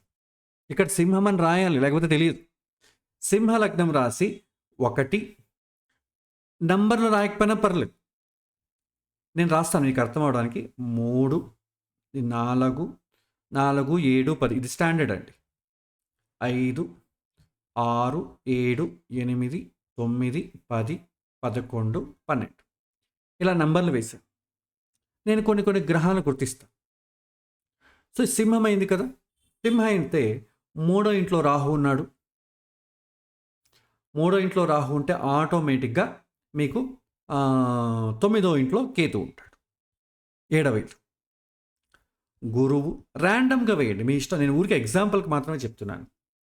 సూర్యుడు, బుధుడు, శుక్రుడు ఇలా రాశాను. ఇప్పుడు నేను గుర్తించాను. సో ఏమైంది? సింహలగ్నం కదా, నేను ఏం చేస్తాను, ఈ విధంగా జాతకం ఎవరైనా ఇచ్చినట్టయితే సింహరాశికి లగ్నం అని రాయండి, లేదా ఎల్జీ అని రాయండి. సో సింహలగ్నం అయింది. ఇది 1వ ఇల్లు. 2 3 4 నేర్చుకునే దశలో మీరు నెంబర్స్ వేసుకోవచ్చు. తర్వాత మీరు నెంబర్స్ వేసుకోవాల్సిన అవసరం లేదు, అలవాటు అయిపోయిన తర్వాత. 10 11 12. సో సింహలగ్నం అయింది. 3వ ఇంట్లో ఎవరున్నారు? రాహు ఉన్నాడు. సో రాహు అని ఇక్కడ రాస్తాను. ఇక్కడ ఎదురుగా కేతు అని రాస్తాను. కుజుడు 7వ ఇంట్లో ఉన్నాడు. ఇక్కడ కుజుడు రాస్తాను. గురువు 8వ ఇంట్లో ఉన్నాడు. గురువు. శుక్రుడు 5వ ఇంట్లో ఉన్నాడు. శుక్రుడు. 4వ ఇంట్లో సూర్యుడు బుధుడు ఉన్నారు, సూర్యుడు బుధుడు, ఇలా మనం నోట్ చేసుకుంటూ వెళ్ళిపోవచ్చు. ఇది మీకు అర్థం కావడానికి మాత్రమే. ఎప్పుడైనా నార్త్ ఇండియన్ చార్ట్ వస్తే మీరు ఇలా చేసుకోండి. ఇంకా ఈజీగా చెప్పాలంటే డేట్ ఆఫ్ బర్త్ టైం తీసుకున్నట్టయితే మీకు కన్ఫ్యూజనే లేకుండా మీరు వాడుతున్న సాఫ్ట్వేర్లో వేస్తే సౌత్ ఇండియన్ చార్ట్లోనే వస్తుంది. ఇది అవసరం కాబట్టి చెప్తున్నాను. ఎవరికైతే గుర్తుపెట్టుకోండి, దీన్ని ఏం నేర్చుకోవాల్సిన అవసరం లేదు, ఇది మనకు సంబంధం ఉండదు. ఎవరైనా ఆ విధంగా నార్త్ ఇండియన్ చార్ట్ ఇస్తే కన్వర్ట్ చేసుకోవడానికి ఈ పద్ధతి అనేది తెలియాలి. మనం ఈ యొక్క పాఠంలో కంప్లీట్గా మనం సౌత్ ఇండియన్ చార్ట్నే వాడతాం. మనం ఏదో ఒకటి ఎంచుకుంటాం, మళ్ళీ మార్చుకోవడాలండి. ఒకసారి అలవాటు అయిపోయింది అనుకోండి, అది వేరు ఇది వేరు, అది వాడే వాళ్ళకి ఇది రాదు, ఇది వాడే వాళ్ళకి అది రాదు. కాబట్టి ఏదో ఒకటి నేర్చుకోవాలి. మన దక్షిణ భారతదేశంలో ఎక్కువ వాడేది సౌత్ ఇండియన్ చార్టే కాబట్టి దీన్ని మనం నేర్చుకుందాం. ఇక మనం ప్రాక్టీస్లోకి వెళ్దామండి. ప్రాక్టీస్లోకి వెళ్ళినప్పుడు ఎవరైనా జాతకం ఇచ్చారనుకోండి, మొదట జాతకాన్ని చదవడం ఎలా తెలుసుకోవాలి. చదవడం మీకు కరెక్ట్గా వచ్చిందనుకోండి, 50% ప్రిడిక్షన్ వచ్చినట్టే. చాలామంది స్కిప్ చేసేస్తారండి, ఇది అనవసరం అండి, దీన్ని ఎందుకు నేర్చుకోవాలి. కానీ ఎక్కువ మందికి కన్ఫ్యూజన్ వచ్చేది ఇక్కడ. సో కాబట్టి దీన్ని ఎటువంటి పరిస్థితుల్లోనూ చిన్న చూపు చూడకండి, బాగా అభ్యాసం చేయండి. మనం విద్యార్థి దశలో ఉన్నాం కాబట్టి మనం నేర్చుకోవాలి. ప్రిడిక్షన్ తర్వాత ఈజీగా వచ్చేస్తుందండి. మొదట ప్రిడిక్షన్ నేర్చేసుకుందాం అని వెళ్ళారనుకోండి, మనకు సరిగ్గా బేస్ లేకపోతే మీరు ప్రిడిక్షన్ చేయలేరు, చాలా కన్ఫ్యూజన్ ఏర్పడుతుంది. కాబట్టి సీరియస్గా నేర్చుకోవాలి అనుకున్న వాళ్ళు స్టెప్ బై స్టెప్ వెళ్దాం, చాలా సులభంగా వచ్చేస్తుందండి. ఇప్పుడు ఈ సమయాన్ని తీసుకున్నానండి. ఈ సమయంలో చక్రం ఈ విధంగా ఉందండి. ఇప్పుడు జాతకాన్ని ఏ విధంగా నేను చదవాలి, ఇక్కడి నుంచి స్టార్ట్ చేద్దాం. ఇది స్టార్ట్ చేయాలంటే ఇక్కడ చూడండి, నేను ఒకవైపు గ్రహాల పేర్లు రాశాను. మనం చదివేటప్పుడు ఎప్పుడు కూడా జాతకం వచ్చిన తర్వాత లగ్నం ఏదైనా చూసుకోవాలి. ఆ లగ్నం అనేది 1వ ఇల్లు అవుతుంది. తర్వాత పక్క ఇల్లు 2, 3, 4, 5, 6, 7, 8, 9, 10, 11, 12. మీరు మాతృభాష ఏదైతే ఆ భాషలోనే పేర్లు రాయండి. 1, 2, 3 తెలుగులోని చెప్పండి. ఇంగ్లీష్లో కావాలంటే first house, second house, third house అని చెప్పండి.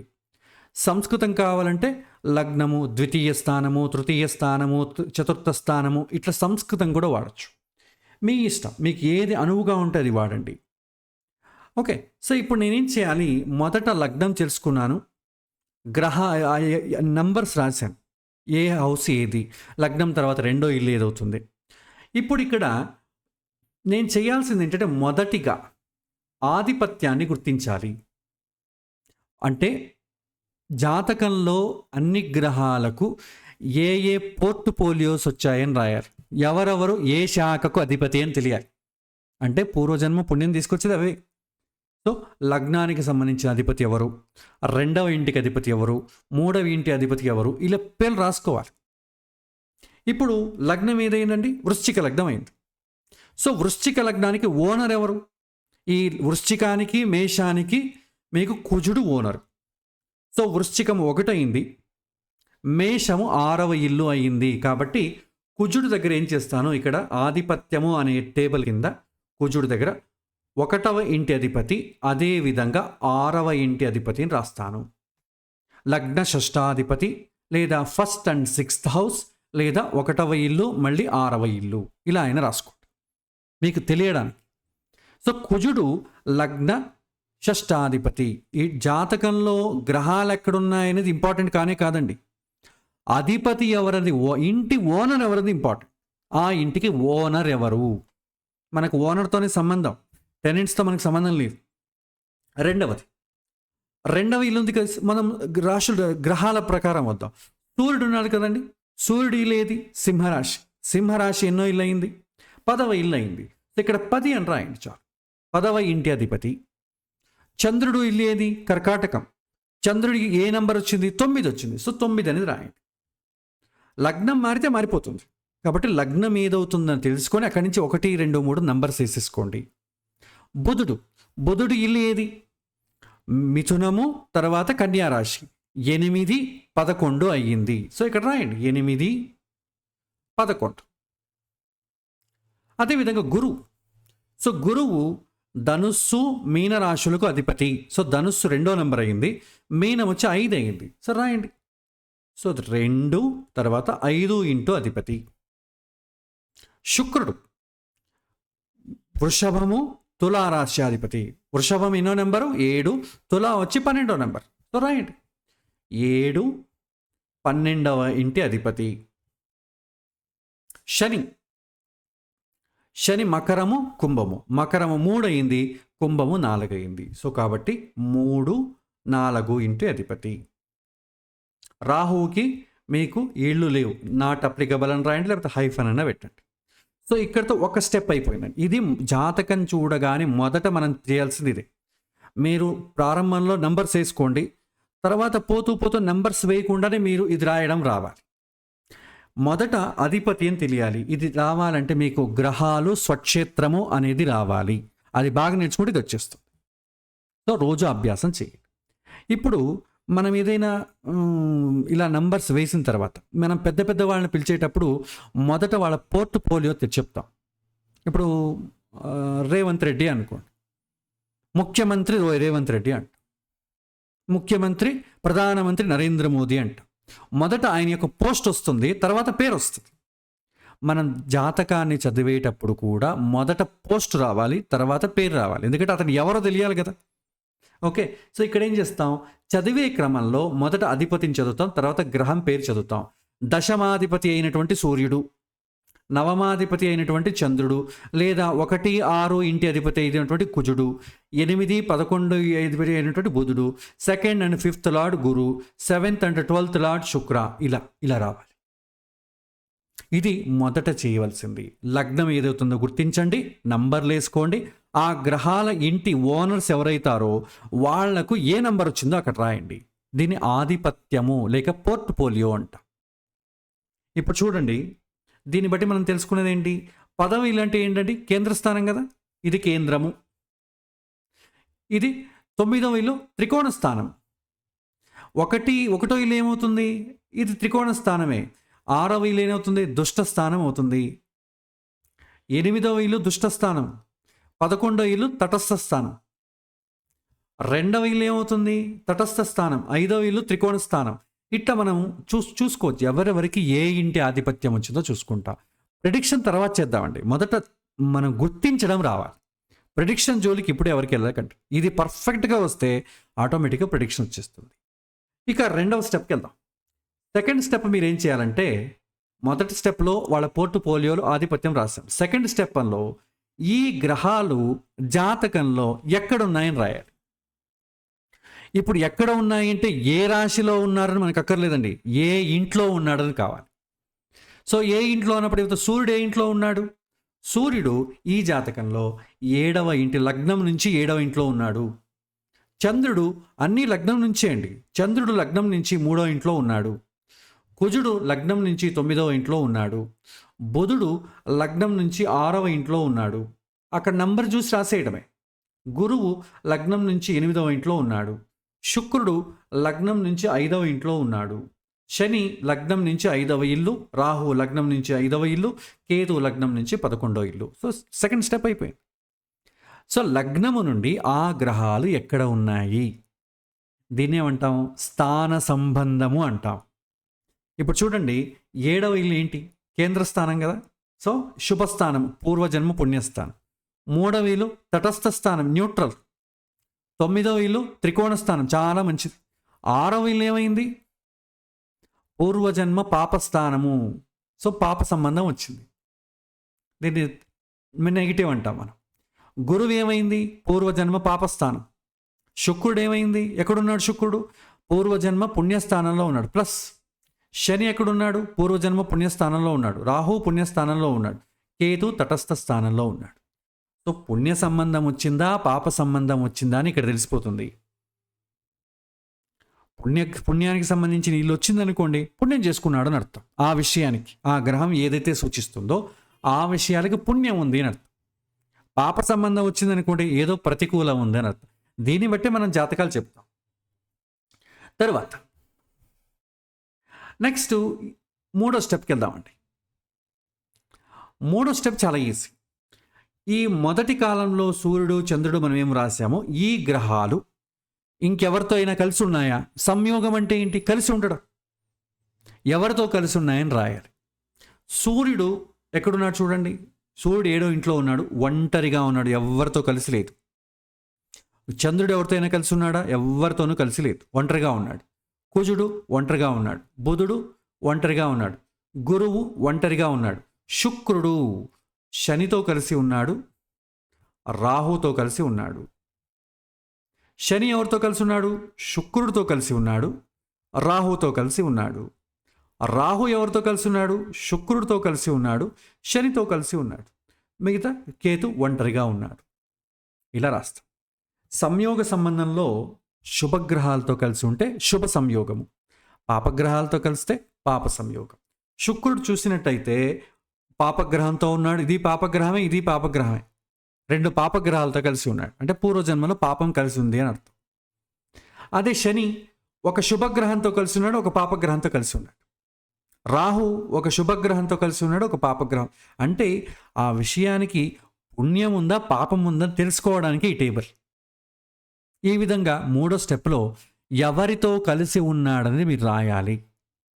ఒకవేళ ఇప్పుడు వేసుకున్నటువంటి డే టు టైంలో ఎవరైనా పుడితే ఈ సమయంలో పుట్టిన వాళ్ళకి పుణ్యం ఎంత ఉంటుంది, పాపం ఎంత ఉందో నోట్ చేసే ప్రక్రియ ఇది. తర్వాత ఇక చివరిది దృష్టి అండి. ఈ దృష్టి చాలా ఇంపార్టెంట్. మనం ఏం తెలుసుకున్నాం? అన్ని గ్రహాలకు 7వ దృష్టి ఉంటుందని మనం నేర్చుకున్నాం, 7th ఆస్పెక్ట్. విశేషంగా గురుగ్రహానికి 5, 7, 9, కుజగ్రహానికి 4, 7, 8 దృష్టిలు ఉంటాయి.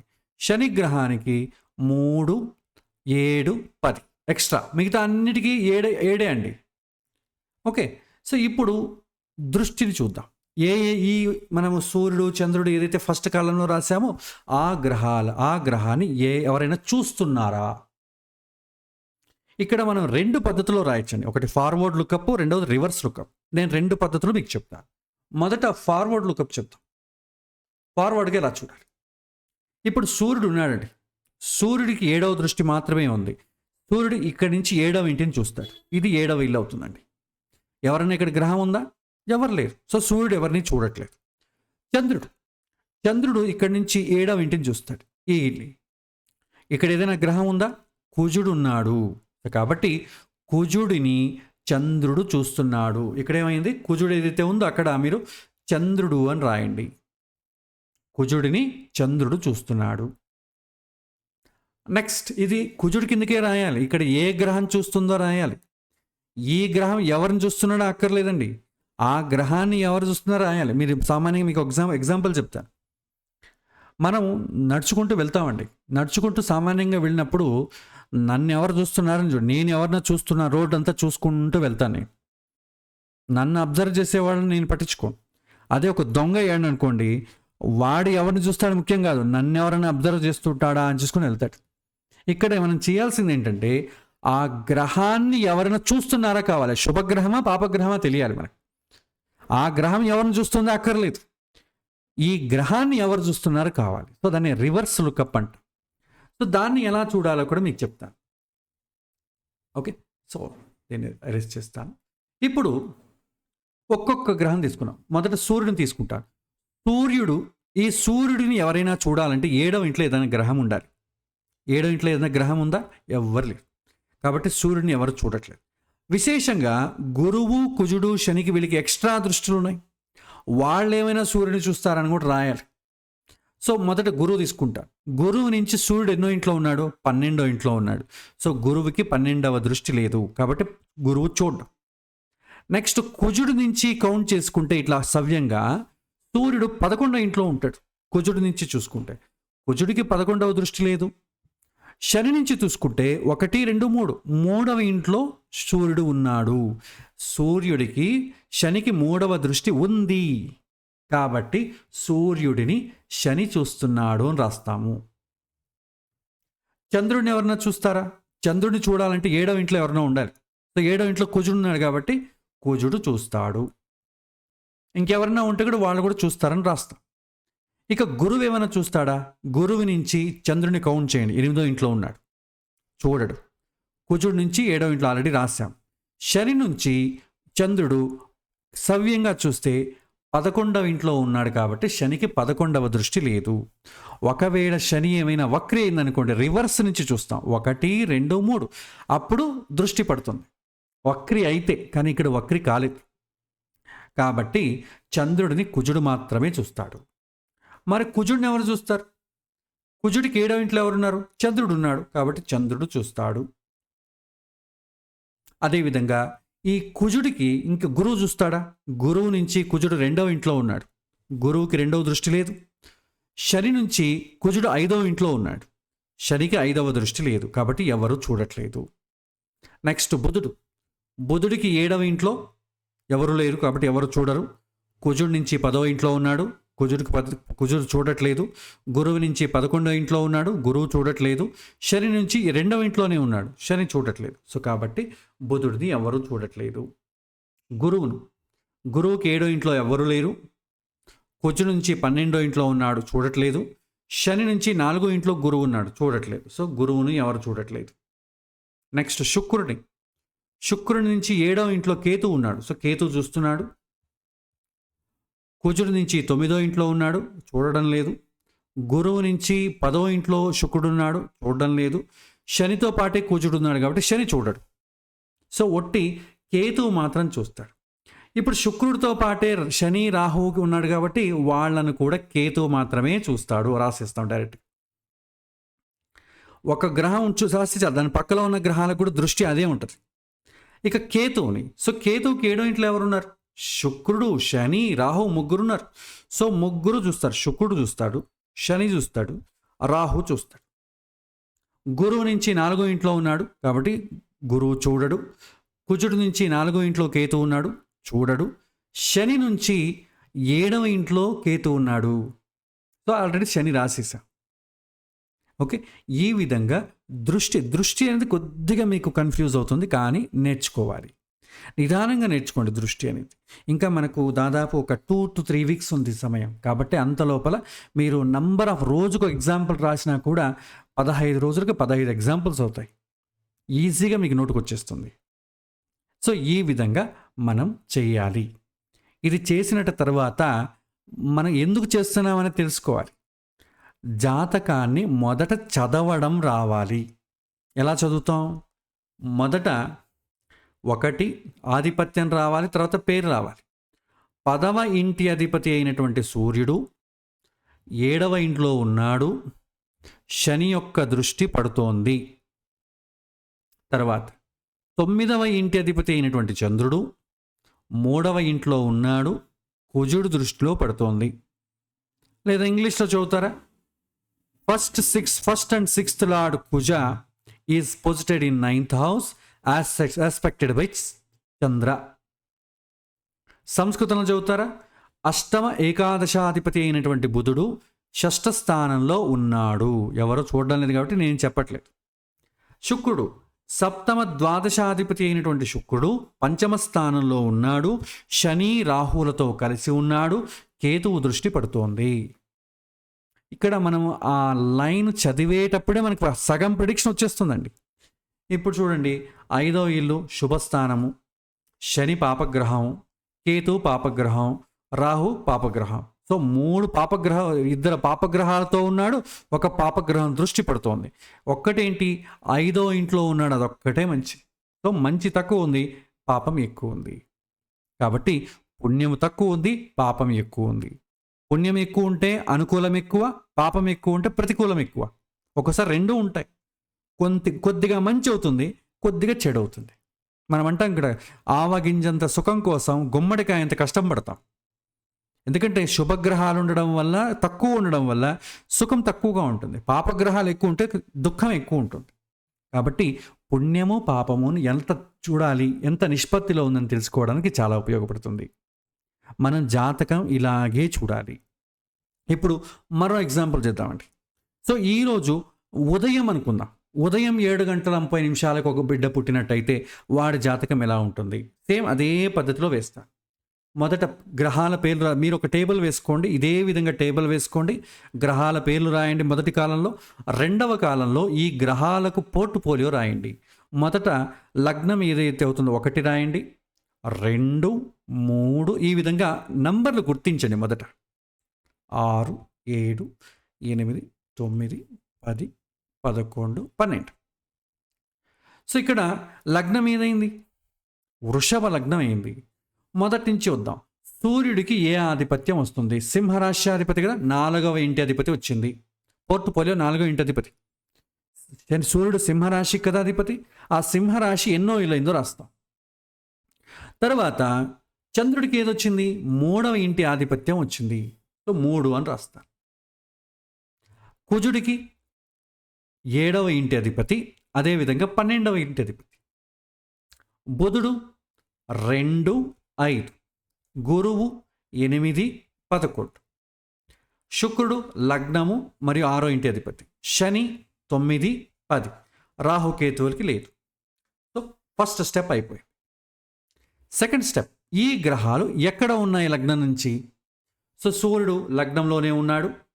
సో చంద్రుడు 9వ ఇంట ఉన్నాడు, కుజుడు 3వ ఇంట ఉన్నాడు, బుధుడు 12వ ఇంటి ఉన్నాడు, గురుగ్రహం 2వ ఇంట్లో ఉన్నాడు. ఆ నంబర్ చూసి రాసేయడమే. శుక్రుడు 11వ ఇంట, శని 11వ ఇంట, రాహు 11వ ఇంట, కేతు 5వ ఇంట ఉన్నారు. సో సెకండ్ స్టెప్ అయిపోయింది. ఇక థర్డ్ స్టెప్, ఎవరైనా కలిసి ఉన్నారా? సేమ్ లాస్ట్ మనము ఇప్పుడు వేసాం కదా, అదే. దాంట్లో ఏం మార్పు ఉండదు. లగ్నం మారితే ఆధిపత్యం మారిపోతుంది, మిగతా ఏం మారవు. దృష్టి మారదు, సంయోగము మారదు. సేమ్ అప్పుడు వేసాం అదే వచ్చేస్తుంది. సో సూర్యుడితో ఎవరితోనూ కలిసి లేదు, చంద్రుడితో ఎవరితో కలిసి లేదు, కుజుడు ఎవరితో కలిసి లేదు, బుధుడు లేదు, గురువు లేదు. శుక్రుడు మాత్రం శనితోనూ రాహుతో కలిసి ఉన్నాడు. శుక్రుడు రాహుతో శని కలిసి ఉన్నాడు, శుక్రుడు శనితో రాహు కలిసి ఉన్నాడు.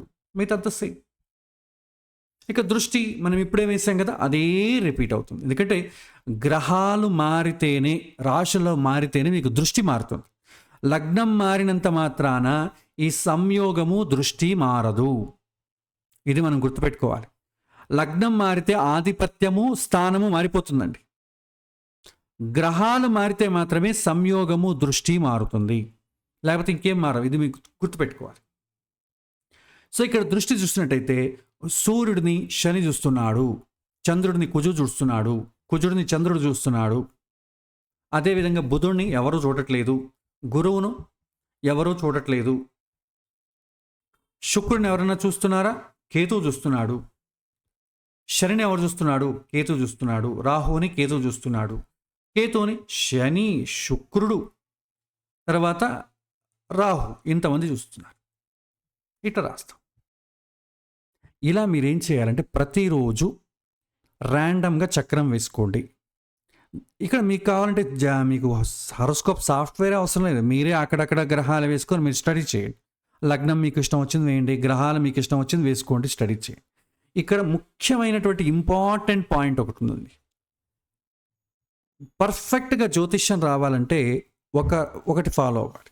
ఏంటంటే అది జ్యోతిష్యం నేర్చుకునే సందర్భంలో కానీ, పూర్తిగా మనకు జ్యోతిష్యం అర్థమయ్యింది అనేంత వరకు మీ జాతకాలు కానీ, మీ మనస్సుకు హత్తుకొని ఉన్న వాళ్ళ, ఎమోషనలీ డిపెండ్ అయి ఉన్న వాళ్ళ జాతకం కానీ, భార్య కావచ్చు, పిల్లలు కావచ్చు, అమ్మా నాన్న కావచ్చు, ఎవరి జాతకం అయితే తీసుకుంటే మీకు డిస్టర్బ్ అవుతారు చెడు వింటే, అలాంటి జాతకాలు మీరు ససేమిరా తీసుకోకూడదు. మీకు సంబంధించిన ఎవరి జాతకాలని మీరు ఊరికే ప్రాక్టీస్ చేయడానికి కూడా తీసుకోవద్దండి. ఎందుకంటే తీసుకున్నట్టయితే ఎక్కడో ఒక చోట పుణ్యమో పాపమో ఉందని మీకు కనిపించింది అనుకోండి, మనస్సు డిస్టర్బ్ అవుతుంది. ఎప్పుడైతే మనస్సు డిస్టర్బ్ అవుతుందో బుద్ధి పనిచేయదు. బుద్ధి పనిచేయకపోతే జ్యోతిష్యంలో మీరు లోతుగా ఆలోచించలేరు. కాబట్టి బాగా జ్యోతిష్యం వచ్చేంత వరకు మీ జాతకాలు చూసుకోకండి. జ్యోతిష్యం బాగా వచ్చిన తర్వాత జాతకం చూసుకోవాల్సిన అవసరం మీకు రాదు. సో నేను అలాగే నేర్చుకున్నా. నా జాతకం కానీ, మా పిల్లల జాతకం కానీ, ఎవరిది టచ్ కూడా చేయదు. ఎందుకంటే మీరు డీప్గా వెళ్ళలేరు. ఎందుకంటే ఎక్కడ ఒక చిన్న పాపమో నీచ స్థానం కనిపించింది అనుకోండి, అయ్యో నా జాతకంలో ఎందుకు ఇలా ఉంది, మా పిల్లల జాతకంలో ఇలా ఎందుకు ఇలా ఉంది, ఏమన్నా అవుతుందేమో అని డిస్టర్బ్ అయిపోతాం. మీరు లోతుగా వెళ్ళలేరు. మీరు శత్రువుల జాతకం తీసుకోండి, మీకు సంబంధం లేని వాళ్ళ జాతకం తీసుకోండి. అప్పుడేమవుతుంది, మనం నెగిటివ్గా ఆలోచిస్తాం. సో వీడికి ఈ జాతకం ఉంది కదా, వీడికి ఏమైనా అవుతుందా, అయితే ఎలా ఉంటుంది, ఏమైనా అయ్యిందా, మనకి ఎమోషనల్ కాంటాక్ట్ ఉండదు కాబట్టి మనం డీప్గా స్టడీ చేయగలం. సో ఈ సూత్రాన్ని మీరు పాటించాలి. మీరు ప్రతి ఒక్కదానికి ఇది నా జాతకంలో ఉందా, ఈ కాంబినేషన్ గురువుగారు చెప్పారు, ఇది నా జాతకంలో ఉందా, మీరు చూసుకుంటూ పోయారనుకోండి, ఎక్కడ వేసిన గొంగడ అక్కడే ఉంటుంది. ఎందుకంటే అంతకన్నా మీరు డీప్గా చూడలేరు. కాబట్టి ప్రాక్టీస్ చేయడానికి కూడా మీ జాతకం, మీ పిల్లల జాతకం, మీ అంటే చాలా ఎమోషనల్గా టచ్లో ఉన్న వాళ్ళ జాతకం తీసుకోకండి. This is my sincere request. అలా తీసుకున్నారనుకోండి, మీకు సబ్జెక్ట్ ఆగిపోతుంది, దాన్ని మనం ఏం చేయలేం. కాబట్టి ఈ మెలకువలు పాటించండి. ఏదైనా మీకు సంబంధం లేని వాళ్ళ జాతకం తీసుకోండి. బాగా తెలిసిన వాళ్ళ జాతకం తీసుకుంటే మంచిదే, కానీ వాళ్ళకి మీకు ఎమోషనల్ కాంటాక్ట్ ఉండకూడదు. శత్రువులు తీసుకోండి, ఏమీ సంబంధం లేని వాళ్ళు తీసుకోండి, చాలా మంచిది. ఓకే, సో ప్రతిరోజు ఇలా చక్రం వేసుకొని, ఇలా టేబుల్ వేసుకొని మీరు ప్రాక్టీస్ చేసినట్టయితే చాలా ఈజీ. ఆధిపత్యం, స్వచ్ఛత వచ్చేస్తుంది. స్థానము, ఇది చాలా ఈజీ గుర్తించడం. సంయోగం, ఎవరితో ఉన్నారని తెలిస్తే చాలు. ఇక దృష్టి, అన్ని గ్రహాలకి 7వ దృష్టి ఉంది.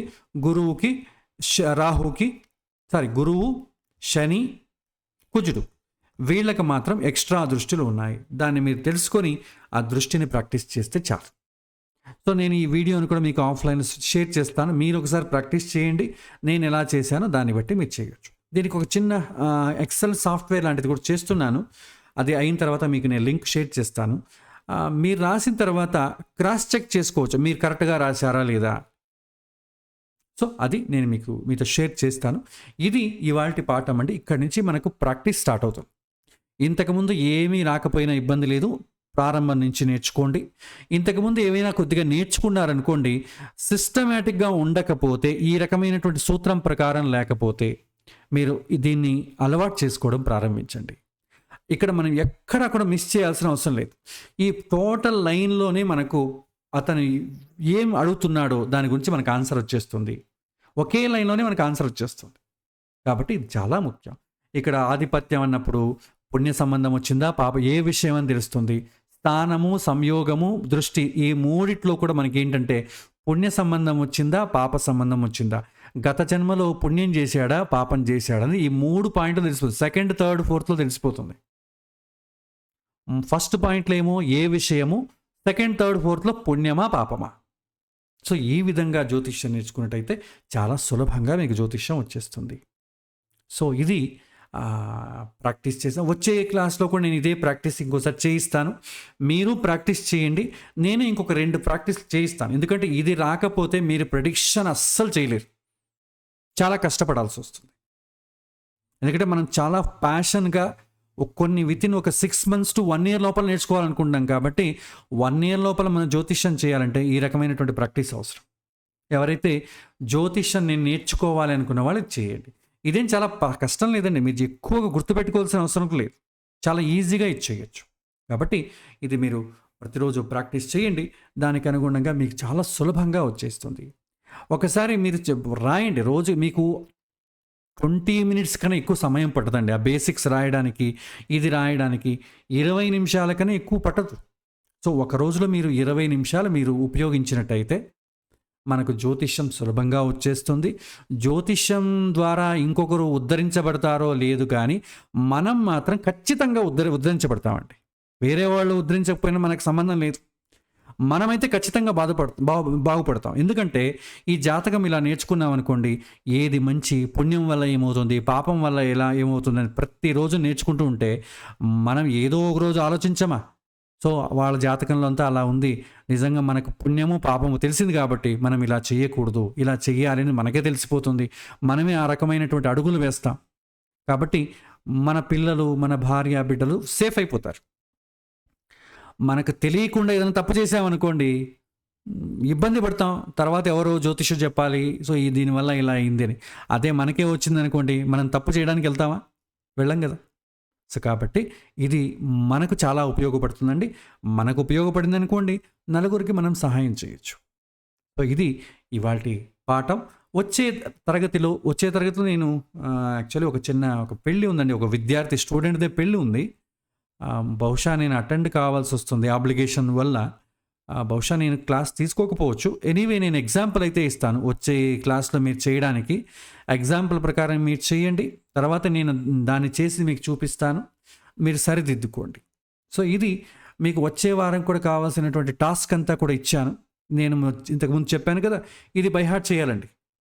ఇది మొత్తం వచ్చేయాలి. 6 మీకు టాస్క్ ఏదైతే ఉందో అదంతా రావాలి. తర్వాత ఈ చక్రం వేయడం నేర్చుకోండి. ఈ చక్రం వేసిన తర్వాత ఇలాగా రాయడం నేర్చుకోండి. గ్రహము, ఆధిపత్యము, స్థానము, సంయోగము, దృష్టి. ఇది రాయడం నేర్చుకోండి. ఇక సౌత్ ఇండియన్, నార్త్ ఇండియన్ ఇది వదిలేసేయండి. ఇది ప్రస్తుతానికి ఇదేం అవసరం లేదు. అది ముందు ఉంటే చూద్దాం. దీనికోసం బుర్ర పగలగొట్టుకోవాల్సిన అవసరం లేదు.